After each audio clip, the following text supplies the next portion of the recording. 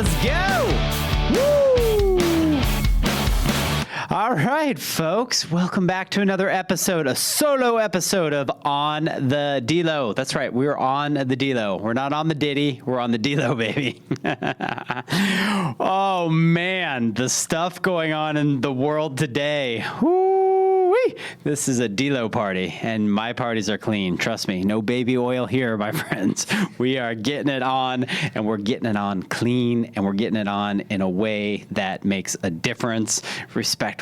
Right? Right, Diddy? I mean, D. I'm dying. Way to start the podcast. All right, let's get it on. So if you are listening to this episode, I want to apologize now because I just don't give a shit, right? But we're gonna talk about something fun. We're gonna talk about midlife crisis, which I believe I've started, I'm in the middle of, and I might just be having for the rest of my life. But in the meantime, I'm gonna ask you to subscribe to the podcast. Please subscribe to the YouTube. If you're watching on YouTube, hit that button right down over there. And I'm just excited to talk about midlife crisis. I really am. A lot of things that go over here. I want to define midlife crisis. I actually had to look this up, and when I looked it up, it was a little bit creepy on how right on point that this is. So if you're younger and you're listening to this, trust me, this is going to happen to you, whether you want to or not. Midlife crisis is a period of self-reflection and identity transition. Okay. Transition is a big word being used in today's society right now. A lot of men are transitioning to women. A lot of women are transitioning to men. Hey, all good. You do you. But this is an identity transition. It's like, in one moment you think that you are handsome, which I did feel at one point in time. And then there's another moment where you're like, holy crap, I am old. And I really think that that's what they mean by identity transition, or part of it. So this identity transition, it can occur in your middle age. So what is middle age? Let's define that. Middle age is anywhere in between 40 and 60. Most people die at about 60. No, I'm kidding. Most people probably die, or they hope to die, at around 100. But that rarely happens as well. So let's just call it 80. So if you really think about it, your middle age is 40. How scary is that? And for those of you listening in your 40s, you're almost dead, right? I mean, is that just uplifting, or is that uplifting? And let's revert to my book, Reignite Your Spark, just getting started. So even if you're in your 40s, or if you're 50 like I am, trust me, you're just getting started. The book will be available on October 15th on Amazon and on my website, iamthedelo.com. And a lot of what I talk about in here has to do with midlife, not necessarily midlife crisis, but things that we can do in our midlife to bring back that energy and to bring back that inner child, because that's where we all want to get to. We all want to get to being a child again, right? And not to the point to where we're 80 and we're in a home and somebody's wiping our ass. No, we want to get to a point to where we're living like a child. We're not so stressed out. We're not being barked, orders by people that we're either employed by or people that are our clients. We're having fun in life. We're doing hobbies. We're knitting, right? Or we're playing guitar, or maybe we're doing crossword puzzles while drinking a beautiful cup of coffee and listening to birds. I'm totally getting into bird watching right now. Another part of midlife crisis, I believe. Birds are amazing animals. I know birds will creep a lot of you out, but I absolutely love birds. And they're colorful. They're pretty. They attack each other, which is kind of cool. And when I find a stray bird at my house, which we do find a lot of them, I go bring them to the bird center to revitalize them. And believe it or not, that cost me, not because it has to cost me, but I donate about $500 to the Bird Sanctuary Wildlife, because I generally give them 2 or 3 birds that fall out of the roof of my house, and I want to make sure that the birds are okay, and I talk to them and I make sure that they're good, and they take good care of the birds there. Anyways, side note. So a lot of stuff that we want to do when we're old, but we don't want to be under necessarily the care or we don't want to be a burden to people. And now that I'm 50, I'm really thinking about, I've been thinking about this for a while. And another reason why I wrote the book, and if you look at the back of the book, it is a half semi-nude picture of me, right? I know everybody wants to see that, but that's a 50-year-old man. How many 50-year-old men look like this and put the time and put the effort? And I'm not saying that that's everything, but it's just attributable to habits and to things that I do within my life to feel good. You know, it's a calling card. It's a calling card with how, for me personally, how I treat my family, my kids, my wife, my dogs, how I go to work, how I try to, treat employees. I do treat my employees.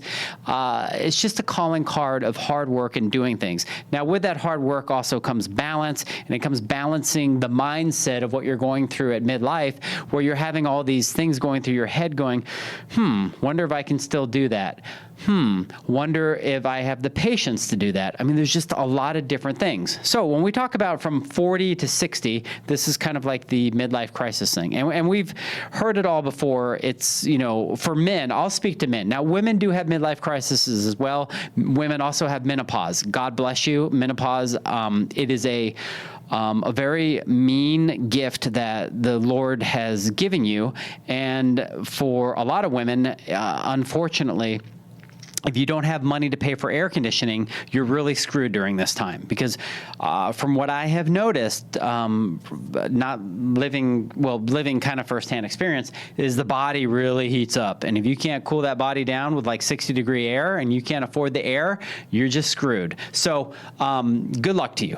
Anyways, I'm going to talk about more like a man menopause, or manopause is what I call it, or man midlife crisis, right? We all go through something to where our bodies are changing, things are happening. Men all want to get on testosterone because they can't get their wieners up anymore, or they are starting to have jelly tits, and they're realizing that it comes down to, how they are looking comes down to how they're eating, how they're sleeping, how they're moving or not moving, how they're stressing themselves out, and their look and their depression from that look all entails really just a lifestyle. It's not an age, it's a lifestyle. Again, I'm 50, pretty damn good shape. That's not because I was just born this way. That's just a lot of hard work. And I guess you could call it sacrifice. A lot of people will call this sacrifice because they still like to go out to eat, 18 times a day. They like to drink, 9 beers a night. They like to sit around, watch sports all weekend, not move. They're getting about 2,000 steps a day, not 10,000 steps a day. They have no idea when they do go out to eat, or even eating at home, what they're actually putting in their body. Again, this is not a critique on anybody living that lifestyle. That's totally cool. Do your thing. If you're happy doing that, I think it's amazing. Just do you. I'm just talking about from the reference of me doing me. And as you can tell, I'm a little bit spastic during this podcast, but I'm full of energy. I'm full of life. I'm full of zest. And when we go back to the reason why I wrote the book, Just Getting Started, it's part of what I call my midlife crisis, because I'm thinking to myself, okay, I'm maybe half dead if I'm lucky. I mean, the goal would be to live to 100, right? I'm in good shape. I'm going to take care of myself. Maybe that will happen, but not just to live to 100, live quality to 100. And maybe that 100 is 80, maybe it's 95. Maybe I get hit by a bus, walking out of the pocket. Who knows? But I can tell you right now, here in this moment, I have the energy, I have the pizzazz, I have the love, and I have, let's just say, the attitude to be good to all of those around me and really put a good perspective into life and help people. And it's a good place to be, because with midlife comes knowledge, it comes confidence, it comes the ridding of this imposter syndrome that a lot of us grow up with in our career, because we don't have the experience yet to really dial in about how good we are at what we're doing, because we haven't quite learned all the things that we could be teaching. And I really think 50 is the perfect age, because it's 50, but maybe a little before, maybe a little bit after, to really tune into that and live a different type of life, a life of just being, as a man, a pure king, a king that that, you know, a lot of my friends will be like, yo, king, you king. And I was like, that's cool. I like to be king. But that to me is like a symbol of just being, let's just say, a strong, you know, human energy that is able to care. Number one, care, be empathetic, give value to people, and lead as an example, a good example. So that's really the cool parts of midlife. Now, midlife crisis can be characterized by feelings of sadness, boredom, unfulfillment, as well as a desire for significant life changes. So these are all choices, my friend, okay? Friends listening. These are all choices, okay? Sadness, boredom, unfulfillment. I get it. There's things that happen that make us sad, but it's still a choice to be sad for the rest of our life on one sort of thing that happens or may not have happened, you know, a deal that didn't go through or whatever. For me, it's about looking at it in the face, saying, okay, cool, that's not who I am. I'm going to move on. When we live in the context of what does that mean? Who am I? Where am I? Who is telling me who I am and why I am and why does it matter? None of it does matter. You know, if we can just release from all that and live in the moment of what we are in, it becomes a lot better of a situation for all of us in that way. And boredom, I mean, come on. How can anybody be bored nowadays? If anything, you're wasting too much time on your cell phone, right? You know, just looking through stuff, having other people kind of tell you and dictate to you of what, you know, they think is right or what is wrong. And then you're living, you know, basically in a false reality of bullshit, quite honestly.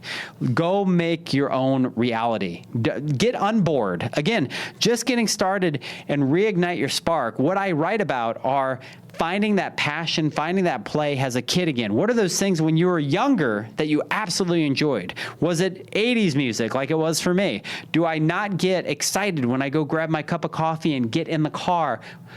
Let me just cite, one of my favorite things to do is to drive to work in the morning. And I'm going to tell you why. I get my coffee, so good, right? When you're an adult, you really love coffee. Trust me, when I was a kid, I was like, what is this crap? I'm not ever drinking this. And I ended up drinking it. Kind of happened with me at beer too, but the problem is that you can't really drive and drink a lot of beer, which I, you know, unfortunately I had done at times and it was not smart, and that's why I'm 10 years sober. So coffee is great, right? And I get my cup of coffee, and I turn on Hair Nation, or I turn on my Apple, you know, music, and something just kind of downloads. I'm like, what do I want to listen to today? Is it Rat? Is it Winger? Is it Van Halen? Is it Great White? Is it Warrant? I mean, come on, seriously, Bon Jovi, Skid Row, are all these like striking chords with you? Remember those old 80, we call them butt rock, you know, hair bands? I know Eddie Trunk doesn't like to hear the word hair bands because it wasn't necessarily about the look or the hair. I know Poison and Motley Crue kind of looked like a bunch of girls, but man, they had some great songs. So again, I'll put that rock and roll on, I will crank it up, I'll drink my coffee, and I'll just enjoy my ride to work, reliving when I was a kid and what was going on. It's part of just kind of going back into a universe of innocence, right? The universe of innocence. And if you're so lucky to have a childhood of innocence where you weren't, you know, let's just say harassed much, or you weren't in pain, or bad things didn't happen to you, God forbid. But if you were in a good enough position to be able to have a decent childhood and have those things that you enjoyed, and now you're in midlife and you're able to re-look at those things and re-enjoy them, how cool is that? Because again, that can get rid of boredom, you know? Again, going and, you know, doing meditations and thinking about things that were so amazing to me when I was a child, and going back into time in my mind and flowing with that energy was just a great, you know, it's a great thing for me to be able to do every day as well. And it relaxes me and it helps me just move on. Now, hobbies, they will take care of that boredom.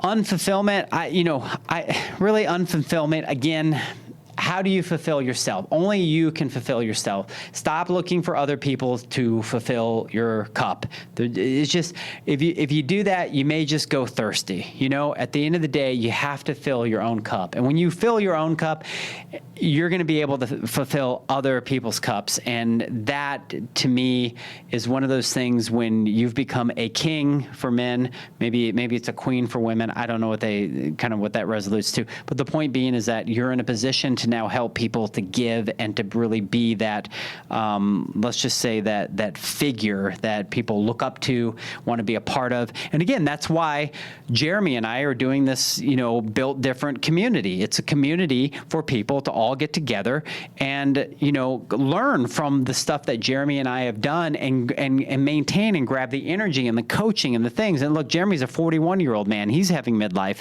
I'm 50. We have a lot of years of experience and energy and excitement to be able to give to people. So that's part of the whole, midlife thing too. And, more on the community, I'll put that in notes, but that's, that it's going to be coming along early, 2025. So I'm excited to show you guys that.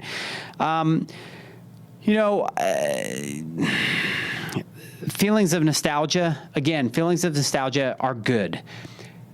Because nostalgia to me is just a part of who we are. And if we can, revert back and watch old movies and share those with our kids, if we have them, and do other things, then why not? Why not live that and relish it? I probably watch Star Wars, 2 or 3 times a year. I watched Indiana Jones the other day up in the tiny home and just laid there in the air conditioning and watched The Last Crusade. And I was like, wow, this is cool. And wow, Harrison Ford was pretty damn young then.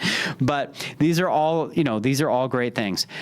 Here's something I'll get into as far as midlife, when it comes to looks, going back to that. So I don't have the strongest, let's just say, hairnetics, okay? My family on my mom's dad's side, pretty much bald. And albeit I don't have the thickest and strongest hair like Dee over here, filming me. But I have done everything to try and hold on to what little hair that I do have left because I kind of like my hair and I didn't want to shave my head bald. So I go through like a whole routine of wearing a helmet, laser cap. I brush my head probably about 500 times a day. I put in minoxidil that helps, I guess, open up I don't even know. It could be poisoning the shit out of me, but I don't care because I still have my hair, right? And I think a lot of us kind of do that to fight the father of time. Now, to you guys out there listening to this that are bald, that just didn't give a shit, dude, all street cred to you. It's like shave it, be done with it. I just couldn't do that. That was the one insecurity for whatever reason I couldn't rid myself of because I also made a bunch of t-shirts with me with the, my hair spiked up. So that would have been false advertising and bad. So it's kind of like working out. I'm working out the scalp and the head. And again, midlife crisis stuff right there, right? And I'm just glad at 50 I still have relatively, decent head of hair where people aren't necessarily, staring at me. So, there was that. There was the fitness. Now fitness for me, obviously, it's the portion of the physicality of keeping track of the body and keeping the body in shape and being able to walk with my shirt off at 50 and understanding that I might look different. Here's the thing. I talked about this with Jeremy this morning.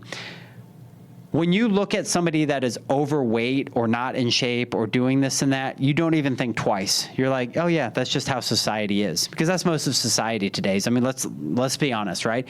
But when there's somebody in shape, like a Jeremy, if you see Jeremy walking around without a shirt on, you think he's a freak. You're like, dude, what is wrong with that guy, right? And really, he's done the work to look like that, and he's now part of the 1%, where if you look back in the the 40s and the 50s and all those pictures that everybody sees, everybody's like walking around a lot, they're eating whole foods and this and that, most people to find somebody that was overweight, that was more like the 1 or 5%. They just didn't exist. And think about it, we're kind of reversing that effect backwards, and a lot of that happens middle age. People just kind of get complacent and they're just like, okay, cool. For me, I didn't want to go that route. So again, midlife crisis at about 48, I was, 20 pounds heavier. I was 20% body fat. I had to, employ people to be accountable to, because that's how I am as a type A. And by doing that, it allowed me to get in a better position of feeling better about myself, working out, and using that accountability partner to help me get there. So that was exciting. So the last thing I want to talk about here on midlife crisis, because I thought that this would be something good to talk about. Let me take a drink of water. This is a lot when you're talking about yourself for like 20 minutes straight. The last thing I want to talk about is I want to talk about material things. And the one big material thing that I did that I don't regret, because I wanted to go do it. It was a fun thing for me to go do with my son. But last year this time, actually last summer this time, I went and I bought a Porsche, right? I'm a 50-year-old man. Well, at the time, I'm a 49-year-old man. I go and I buy a Porsche. It's cool, right? You know, sports car. I think that's really that's the thing that most men in their midlife do if they have a little bit of money, or maybe they don't have any money and they just want to, buy a sports car.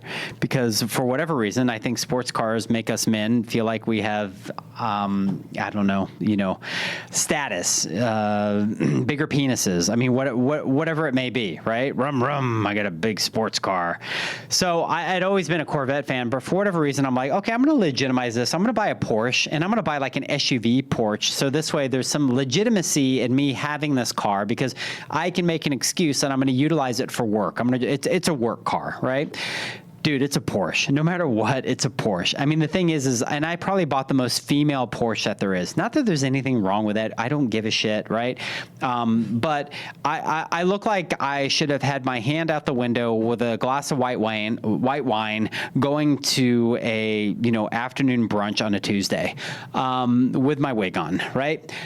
I just, so the Porsche, again, no regrets, but I did it. I had fun with it. It's definitely fast. I never wanted to get in. I wouldn't even let my wife bring her coffee in there, because I'm like, don't spill in this thing. It got to the point where it was so unenjoyable, and I became such a dickhead on the road. I'm like, oh, I'm going to press this little button here. There's no way that Subaru next to me is going to beat me off the line every single time. What an asshole, and they might as well just call that button asshole button, quite honestly, because that's what happened. And then, asshole husband button was in there too, because my wife would put her, how when you cross your legs in your car, and your shoes kind of up, and then it kind of scuffs the the glove box portion. I'm like, put your shoe down. And I had a towel, and I'd wipe everything that she did, and she's like, dude, this is not even enjoyable for me to get in. We literally got to the point where we wouldn't even ride in the car. And then I would make her sick, right? I mean, her head would spin. But I mean, my poor wife, she's such a trooper. She's the best thing that happened in the world, and all I do is piss her off half the time, and especially this car. And the thing about my wife is that she saw the writing on the wall. She already knows this, but she didn't say anything, because she wanted me to be happy, because this is what I wanted, and this is what I wanted to do. And it is what I wanted at the time and what I did. But on top of that, I just, I had to try it. Sometimes you got to try things. Now, some things are a little bit more, it's not like trying a pizza. No, it's a little more expensive than that. It's a very expensive, maybe 1,000 pizzas. No, maybe 10,000 pizzas. So then I would go to the gas station, and I couldn't put unleaded in it, right? It's a performance car. No, you got to put Supreme, Super, unleaded, premium from, the great Saudi Arabia gold, bank of gas. And, instead of paying $3 something, I'm paying $8 a gallon. It's just okay, cool. I still got to drive from A to B, and guaranteed, nobody looking at me was thinking that I was even any cooler in this car. Most people didn't see me. And then you go and you test drive the damn thing. And when you're test driving it, I swear to God, there's something in there that comes over you mentally, or maybe the car that they give you to test drive is completely jerry-rigged, because the air-conditioned seats, they literally froze my nuts off. Totally totally froze my nuts off. And the car's air, I could have sworn worked great. I was like, oh no, this is great. We're all excited. And maybe it was like, no, it was summertime. We went. So I don't know what happened because the vents on this thing were so small, the air sucked, and the air conditioned seats that I thought I was paying, $100,000 for, I still had sweaty nuts. I just like, what was the absolute purpose of this at the end of the day? So that kind of pissed me off. And then I avoided the first oil change, right? I had this thing a little under a year because I wasn't going to pay $1,500 for an oil change. You know how much oil changes cost? Maybe on the expensive end, $69, something like that, right? Maybe $39. I don't know, but they're not $1,500. So and then I started looking at the wheels. The wheels are expensive, and I was just like, what is going on here? So I just, after I played with it, I had fun with it, but I had to get rid of it. And it was just soaking on my mind. And I was just like, this is one of my midlife crises. And what's funny is like, I don't have it with clothes. I don't really have it with other material things. I mean, my clothes I buy in bulk, I buy like these long sleeve shirts at $118. I get like 6 of them and they're great and they fit me and they feel comfortable. They have no logo on them. I could give a shit, right? And I wear the same thing every day. But for whatever reason, I felt like I had to get the car and get the status. And so I did. And you know what? It just didn't come out to the way that I thought it would be. So I ended up trading it in. And you know what I bought? Bought a Toyota. That's right. Toyota 4Runner. And I got to tell you, I absolutely love it. I just get in that thing. I throw my gym clothes in it. My wife can go. She can kick her feet up. I don't give a shit. It's higher up on the ground. There's no way I can go fast in that thing. So when I'm at a stoplight, I'm not even looking at the person next to me because it's just not even an option. Doesn't even matter. Person could have a Honda Civic and they're faster than me because this thing is a dud of an engine, but it's such a cool car or SUV. So I love the 4Runners. I know they've always had a good name. I love being up there doing that. And the technology is so simple. There's like 3 buttons. That's all I need is 3 buttons. I'm not a guy that likes to get in and have like, R2-D2 talking to me and this. I don't care. I just want to go from A to B. And number one, the air conditioning, best air conditioning ever. Toyotas have the best air conditioning ever.